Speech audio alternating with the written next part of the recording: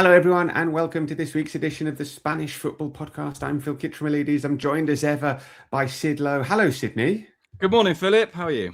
Good morning, my friend. I'm okay. I'm, slightly less stressed than you are on a Monday. You're always writing and traveling and getting a train and a plane and going all over the shop, which is what you're going to be doing in about an hour and 20 minutes. Yeah. You've got a train to catch. So I have, yeah.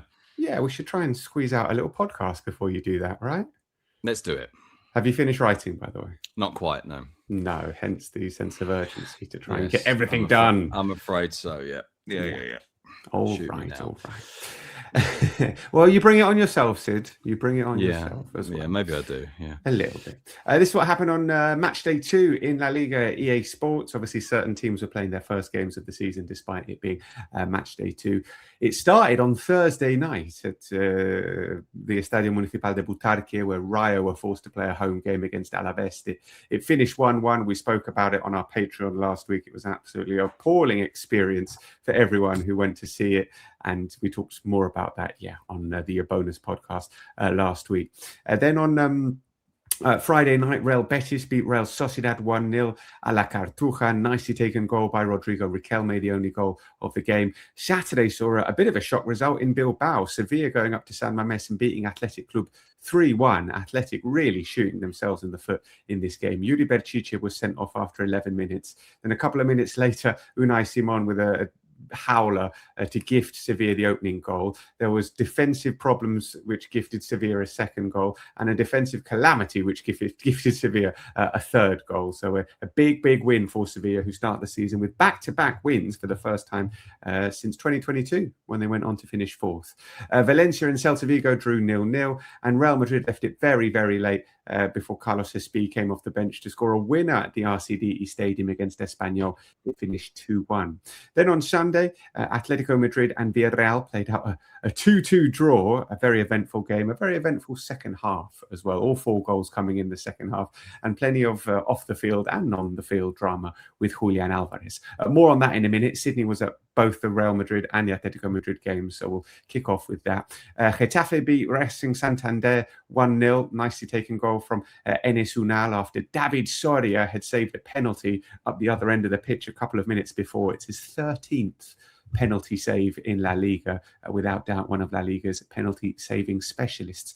And Barcelona, the champions, they don't have a centre forward and they don't have any problem scoring goals. They thrashed Elche 5-0 in their opening game. A brace for Fermin, a brace for Rafinha, Adeyemi scoring on his debut as well. A really, really top performance from Barca. Monday Night Football, 2 games, Osasuna Levante, Malaga against Depor.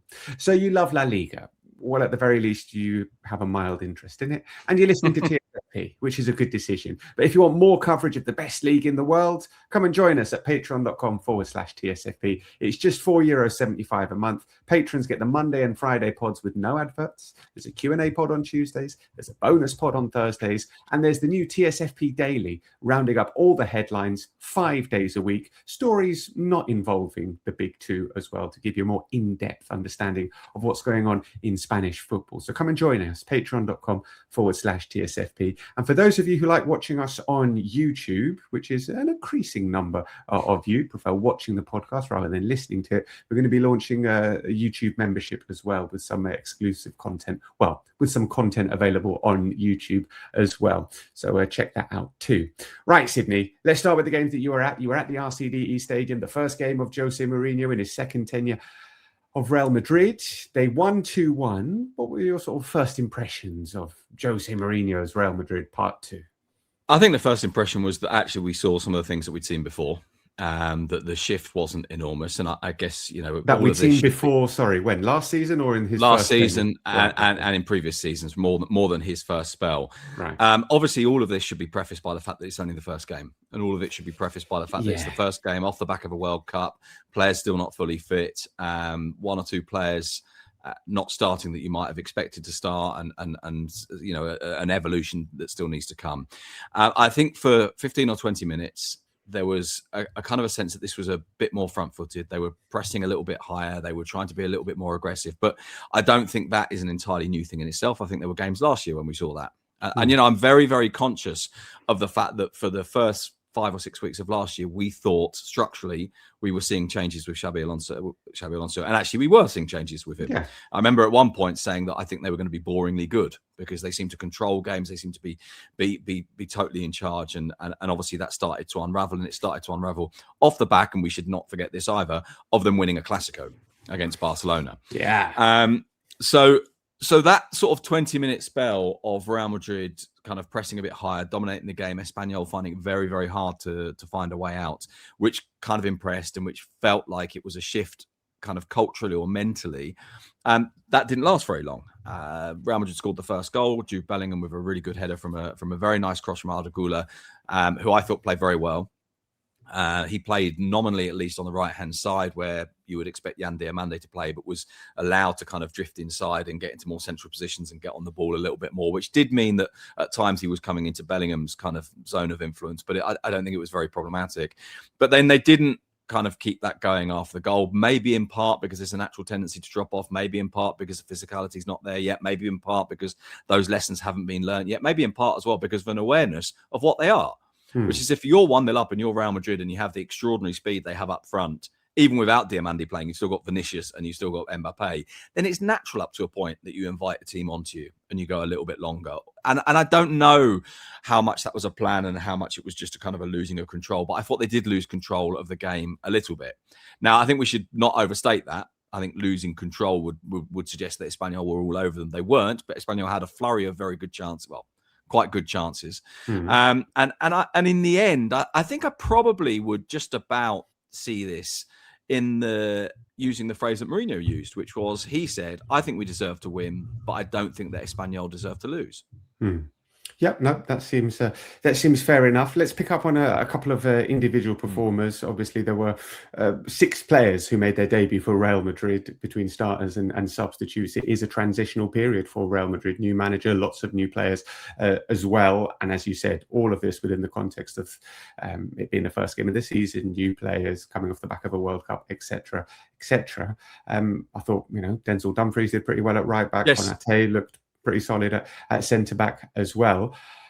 Jude Bellingham, Sid. Jude Bellingham had 10 days of pre-season. He came back on the 12th of August. This game was played on the 22nd of August, and I thought he was really, really impressive in this game. You were there, you were sort of pitch side, and maybe you got if not a different view, but maybe a more nuanced view of how he was. Physically, he looked tremendous. Obviously, he scored the goal for Real Madrid, and I think he went off after 70 minutes or so, didn't he? Because I think he'd given absolutely everything. But he does feel like quite a Jose Mourinho kind of player, doesn't he?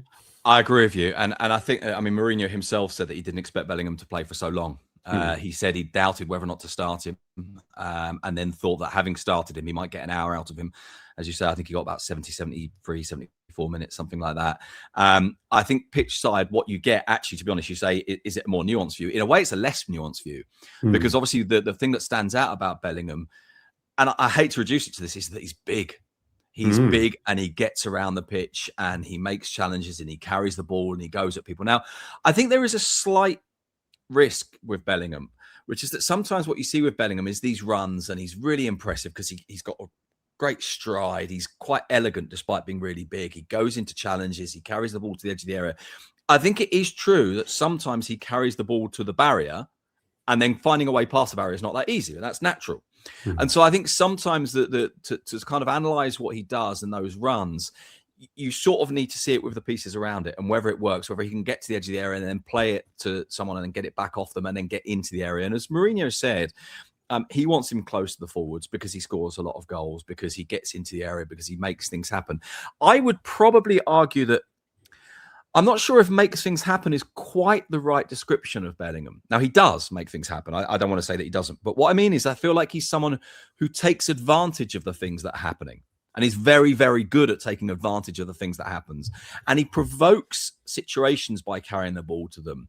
But it's not often about the final touch from him. It's more that he's if you like, the penultimate touch and then the final touch. Or he's the guy that carries the ball into certain areas and then someone else will find the touch and he arrives in the area. And I think his timing's really, really good. What Mourinho said is that he can't play at 6 and 8. And then he corrected himself. He said, well, he can play at 6 and 8, but you lose some of those things that makes him really good. And so what we very, very clearly saw from what how Bellingham played and what Mourinho says is that he wants him closer to the area, which is like he was in the first season. I thought Bellingham said something quite interesting post-game.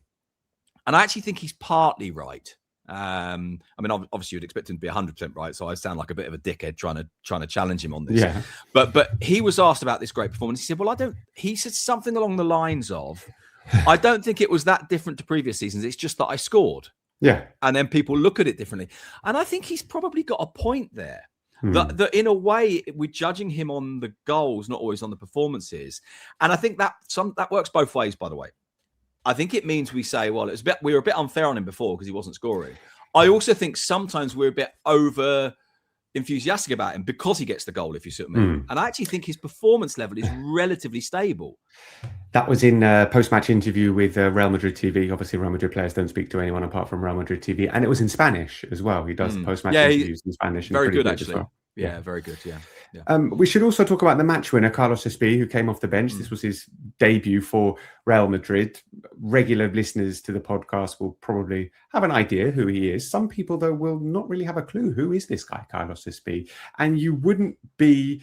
Well, it would be understandable for you to not necessarily know too much about Carlos Espie, because Carlos Espie was a substitute for Levante for the majority of last season. I went back and had a look. The first time he started 2 consecutive games was in March.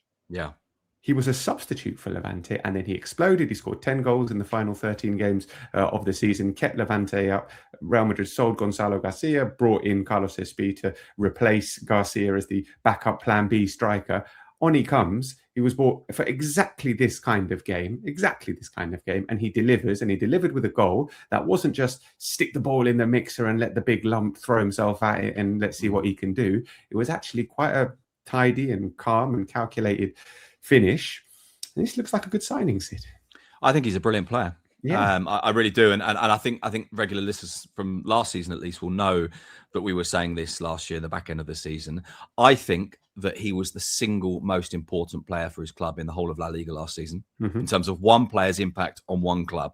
And, you know, obviously, should we use the boxing phrase here, the pound for pound thing? Obviously, Mbappe's a bigger player than him. obviously, Lamin's a bigger player for him. But taking him, if you like, as a proportion of the level he's at and a proportion of what his team is and his significance to them, I think he is. I'm really glad you gave us the March stat. I didn't know that, but it was that. This was a guy who, when it really mattered, rescued them.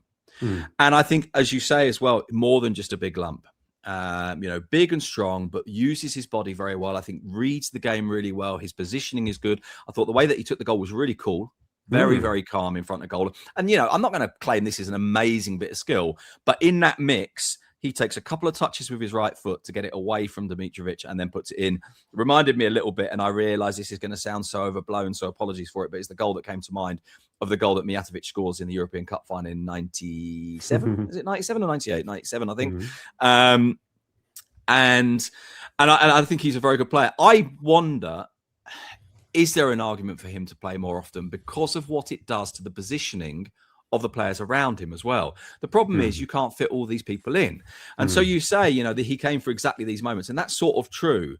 But I do think it's worth posing the question as to whether he should come for more moments. It was the 1998 Champions League final. 97-98 season. You should know that. He was on the pitch. He was on the pitch with Mbappe and Vinicius and Diomande as well. Yes, and obviously he takes advantage of what Mbappe, because he scores a goal basically because Mbappe is trying to muddle his way through a bit of a gap, and the ball runs to him. And obviously, if he's not on the pitch, the ball doesn't run to anyone. The goalkeeper picks it up. I still think actually Espanyol don't defend it particularly well, and maybe someone could have got a foot in. So I do think that it changes the dynamics of the other players. It might free some of them up. They use that Spanish phrase that we've used lots of times, which doesn't really have a great English translation, which is someone to fix the centre backs. Someone to essentially to occupy them, and then that opens up a little bit of freedom for the movement of someone like Mbappe. Obviously, in this case, it kind of worked the other way, but it sort of comes together because Mbappe is there, because Espie is in the area, so he drops out a little bit and goes at people. I think he can be very, very useful. I like him a lot. I think he's a really good footballer. What about Espanyol? They look pretty good for large. I thought they did. Game. Yeah, and I thought they were prepared to go for Madrid a little bit. I thought they were very conscious, and I wonder if this is an issue. By the way, at some point, will we wonder about Madrid's structure when Madrid play 4-2-3-1? Okay, now obviously 4-2-3-1, on the face of it, you draw it, and there's a very obvious gap on either side of the two, particularly if the two at the top of the pitch, the wide men, which will normally be Diamande and Vinicius, don't come and fill that gap, or particularly if the two fullbacks don't step into that gap. And I actually thought that Espanyol went for those spaces, and they often had players going at the two fullbacks without really the support of the two ahead of them. Obviously, Arda Güler in this case, not Diamande, and Vinicius on the other wing. I just wonder if Real Madrid might need to make a slight adjustment to that. Now, a lot of the time, I personally think that 4-2-3-1 ends up really looking like a 4-4-2, in which one of the forwards is a number 10. But it sort of depends on the attitude of the wide men. And I think Mourinho will be conscious of just trying to fill those spaces a little bit better. I was talking about Espanyol, Sid. You were talking about Espanyol, but what? Yeah. Sorry, but Espanyol had identified that, and the two wide men and Dolan in particular was very, very active. Were going into that space. I liked Calatrava, who had a bit of a running battle with Vinicius. Actually, he was pretty out of order in the early minutes when he kicked Vinicius in the back. But I thought Espanyol were prepared to go for them. I thought Roberto had chances that he should have taken. Yep.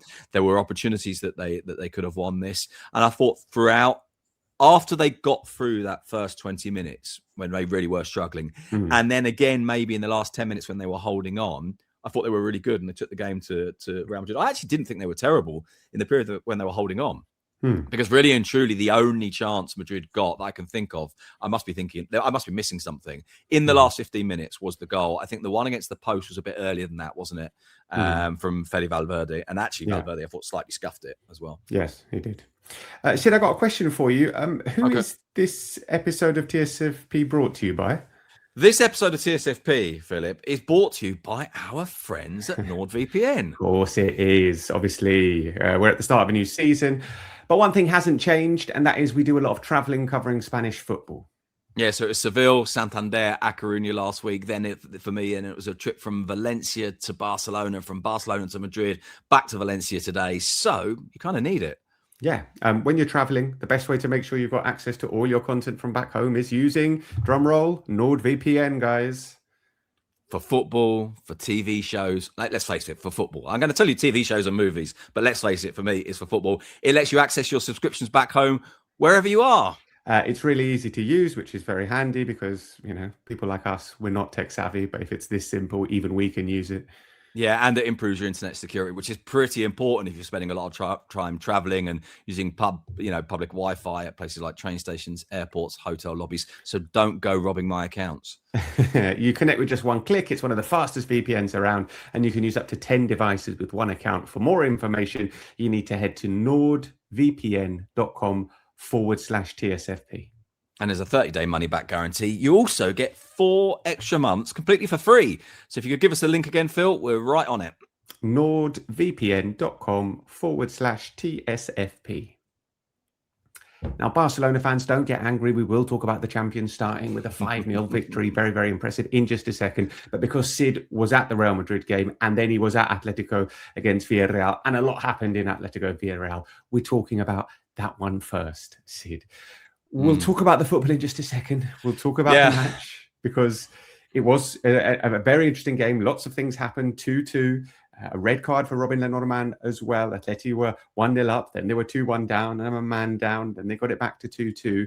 But the main story is Julian Alvarez, who was whistled wildly before the game. He was whistled and jeered and chants against him when he went to warm up. And he was whistled when he came on. And anytime he got near the ball or touched the ball, he was whistled by a big section of the crowd.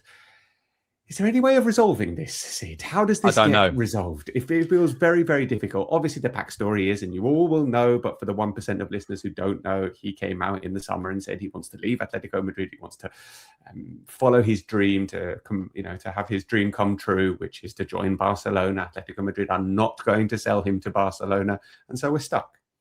Yeah. We are stuck, and I actually think that this isn't resolved. I think Sunday really underlined that it's not resolved. Any doubts we had that that this has left scars, that this has left maybe insurmountable what's what I'm looking for? Wounds. I said rooms then, didn't I? Wounds. I think it was clear. I think that, you say we'll talk about the football in a minute. I think this is the story, and this is the thing that eclipsed absolutely everything at the weekend, and it was extraordinary. I've not heard noise quite like it. I don't think I've ever seen a player at his own club get this level of abuse at the end of the game. Yeah, I don't think I've seen a player at his own club get this level of abuse ever. I mean, we had at the Bernabeu back in February, that game at home to Levante, where Vinicius got whistled a lot. This was worse, right? Yeah, much worse. Because whistles for Vinicius, and it felt like a punishment, but a punishment that was about attitude and that could be fixed. This was about, like, we've had enough of you, off you go. Now, the weird thing, of course, is they're saying off you go, and that's what Alvarez is like. Yeah, well, if I could, I very much would, but they're not letting me, and that, of course, is part of the issue here. We're in a situation of pride. You go to one specific club. I think that's really important to remember this. I think, although they're not saying so, I know. But although they're not saying so, Atletico Madrid would absolutely welcome a move somewhere else, out of Spain. But Julian, on the face of it, doesn't want to do that. Now, we've got 8 days left, and we're at a little bit of a standstill. And so does that happen? Anyway, just briefly on the game, on the atmosphere, I've never seen anything like it. At the end of the game, the players went to the south stand. Now, I've got a bit of a problem with this. And I wonder what our listeners think. The players went to the south stand to applaud the fans who had been abusing their teammate. The friendly Atletico. But I mean, they're not the only ones who've been abusing them. But that's where the most vociferous abuse had come from. Now, I think we should probably say here at this point that the abuse was like, Julian Alvarez wasn't, called an hijo de puta or a son of a bitch or any of that sort of stuff. It was focused abuse. So it was Atletico, yes, mercenaries, no. Tell him to go once and for effing all. Whistling him and basically repudiating him, repudiating this guy who has become the bad guy in the film, right? And you sort of look at that and you think, all right, within context, that is something that maybe can be fixed. But I think what happens in these situations, I've said this lots of times, is that everybody wants to win not just the deal, but the narrative around the deal. That it has to be a bad guy at someone else. Now, one of the things that Atletico Madrid did was to make the decision that Julian Alvarez wouldn't go with the players to the south stand.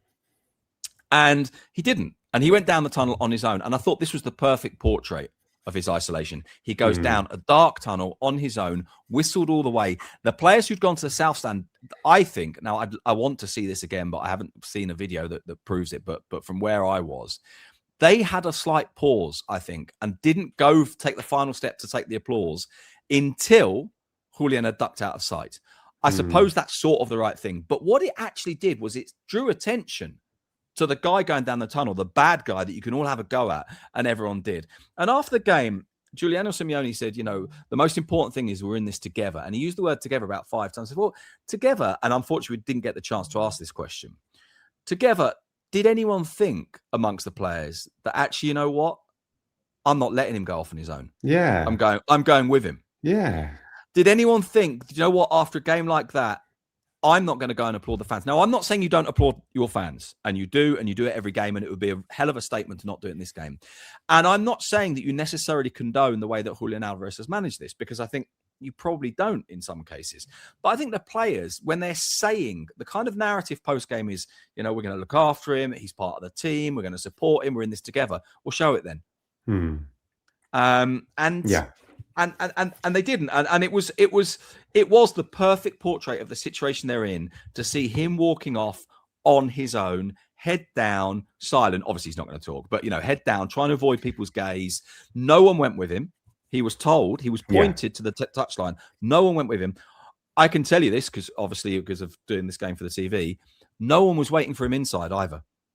So when he gets out of sight for the rest of the stadium, goes into the dark tunnel, he goes up the stairs on his own, goes past a handful of TV cameras, a couple of security guards, one of the club's institutional directors, turns left, goes to the dressing room. No one says a word to him. No one puts a hand out. No one puts a hand on his shoulder. Nothing. Now, obviously, a lot of Atletico fans will be listening to this saying, good. Okay, fair enough. Yeah, good. But obviously, you're in a position now where if he does end up staying, and Atletico's coach and some of the players are talking about looking after him. Even Gil Marin, the CEO of the club, who has kind of made this his duty to fight this, and he's made this, like a kind of a cause. even he has said we're going to look after Julian. If he ends up staying, you're going to have to. And some of these things, there's a lot of burnt bridges out there that are going to need to be rebuilt, and it's not easy. It's not easy. In theory, if he does stay, it can be turned around with a lot of hard work, a really, really good attitude, scoring lots of goals and bringing some kind of success. That's how you turn it around. It has been done previously, but it is a very, very, very difficult situation. We're actually going to move on because we're running out of time, and you do have to go and catch a train, and we have to talk about Barcelona and then beating Elche by 5-0, Sid. I think it's almost funny that we've been talking about Barcelona not starting the season with a central striker. Oh, Ferran's gone. Oh, Lewandowski's gone. What are they going to do? And they go and thrash Elche 5-0. And also, like, kind of without Lamine as well. Like, he plays 65. Yeah, I agree with you. No, you're right. Just not involved in the game at all. Rafinha, absolutely brilliant. Fermin, fantastic. Wonderful minutes from Anthony Gordon, 2 assists in 5 minutes off the bench. Adeyemi scoring as well. Bernal was excellent. Xavi Espie playing at left back. He's good, isn't he? He's very, very good. Yeah.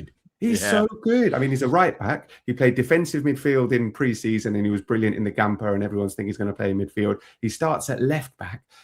And he was sensational as well, gave an assist for the final goal. All over the pitch, Barcelona, with some really impressive performances. And you know what, Sid? I was remembering the first game of last season. Remember the first game of last season when they were away to Mallorca and they were 2-0 up after 25 minutes and they strolled around and they scored a third in injury time. They won 3-0 away to Mallorca, first game of the season.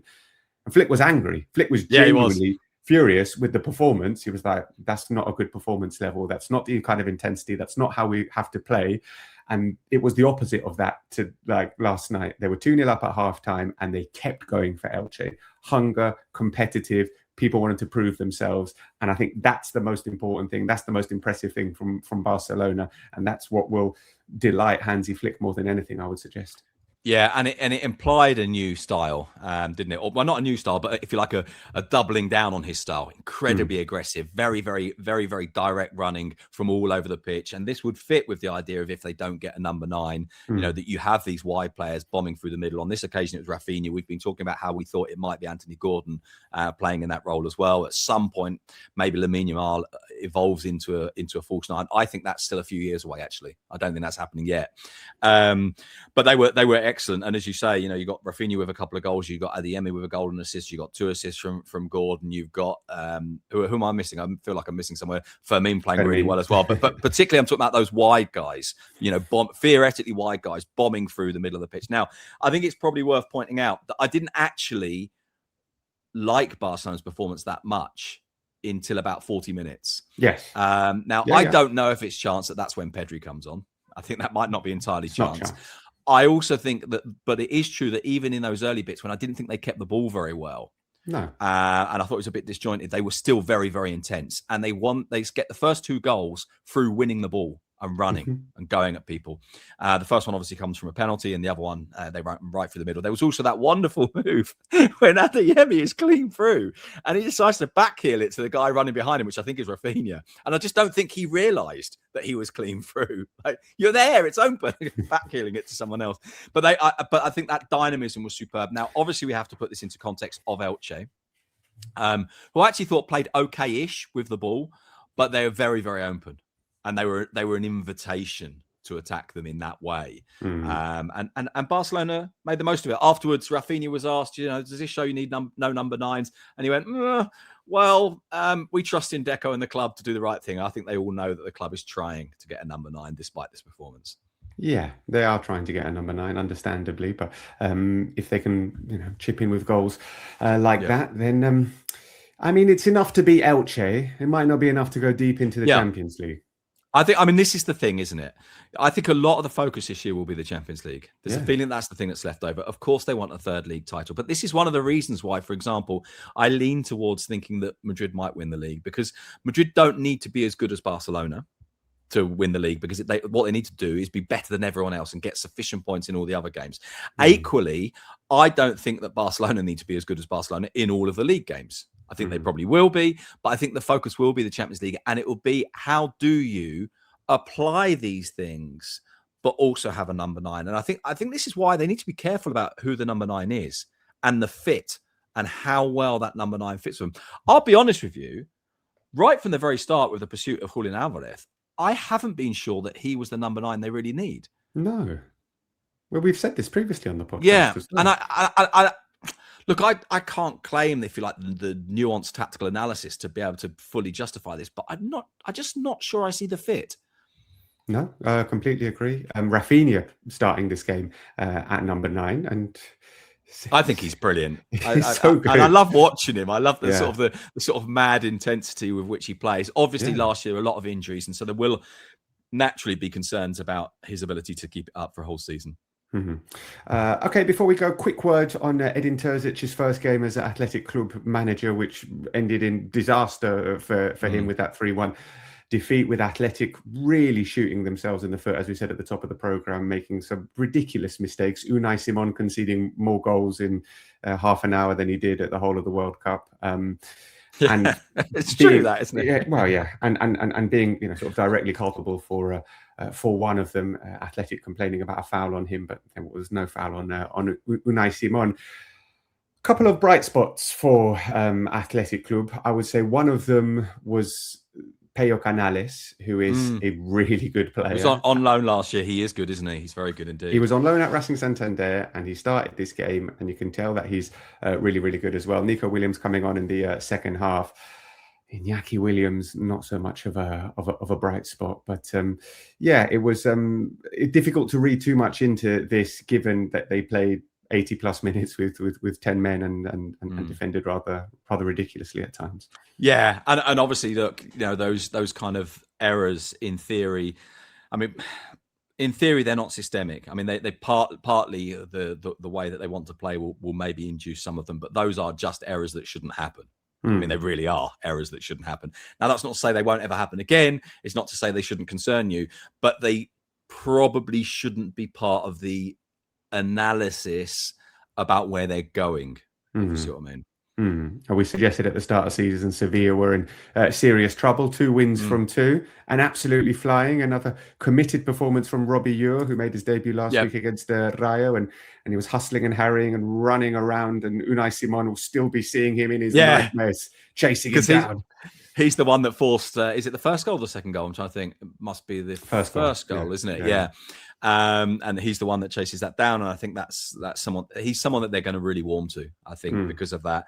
And it was nice to see Isaac Romero score a really nice finish. Yes, because I've said this about Isaac lots of times. I kind of feel a bit sorry for him. I know that's an incredibly patronising thing to say, and I feel bad saying it, which is also patronising to say that I feel bad about it, but you know what I mean. You sort of watch him. He's so generous and he's so willing and he works so hard, but his finishing is sometimes really kind of a bit clumsy. And this wasn't. This was a really nice finish. So good on him. Absolutely. Before we go, quick mention of the Segunda. Sorry, Sid. Oviedo were beaten 1-0 at home to Leganés to make it 1 point from 2 games. Still haven't scored yet, Oviedo. No. The only teams with maximum points at the time of recording are Tenerife and Las Palmas. Tenerife beating Almeria 1-0 and Las Palmas won 2-0 at Ceuta. Elsewhere, Girona lost 2-1 at Cordoba. That's it for today's edition of the Spanish Football Podcast. We'll be back tomorrow with our Q&A pod for patrons at patreon.com/TSFP. Come and join us from €4.75 a month. Otherwise, we'll be back on Friday for the preview pod, looking ahead to what's coming up at the weekend. There is football every single day this week: Monday, Tuesday, Wednesday, Thursday, Friday, Saturday, Sunday, Monday. We love it. Go and catch a train, Sid. Adios. Cheerio.